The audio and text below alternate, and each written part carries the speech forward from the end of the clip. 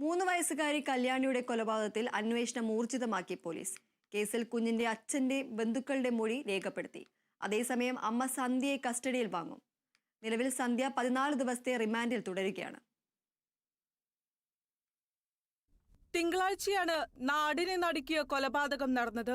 3 വയസ്സുകാരിയായ കല്യാണിയെ അമ്മ സന്ധ്യ മൂഴിക്കുളം പാലത്തിന് മുകളിൽ നിന്ന് പുഴയിലേക്ക് എറിഞ്ഞ് കൊലപ്പെടുത്തിയ കേസിൽ അന്വേഷണം ഊർജിതമാക്കിയിരിക്കുകയാണ് പോലീസ്. കുഞ്ഞിന്റെ അച്ഛൻ സുഭാഷിന്റെ ബന്ധുക്കളുടെ മൊഴി രേഖപ്പെടുത്തി. കൊലപാതകത്തിന് പിന്നാലെ സന്ധ്യയ്ക്ക് മാനസിക വളർച്ചയില്ലെന്നാരോപിച്ച് സന്ധ്യയുടെ കുടുംബം രംഗത്ത് വന്നിരുന്നു. അതേസമയം തന്റെ ഭാര്യയ്ക്ക് മാനസിക പ്രശ്നങ്ങളില്ലെന്നാണ് സുഭാഷിന്റെ വാദം. ഇതിനു മുൻപും സന്ധ്യ മക്കളെ കൊല്ലാൻ ശ്രമിച്ചിട്ടുണ്ടെന്നും സുഭാഷ് പറഞ്ഞു. സന്ധ്യ കല്യാണിയെ കൊലപ്പെടുത്തിയത് കരുതിക്കൂട്ടിയാണോ എന്നും പോലീസ് സംശയിക്കുന്നുണ്ട്.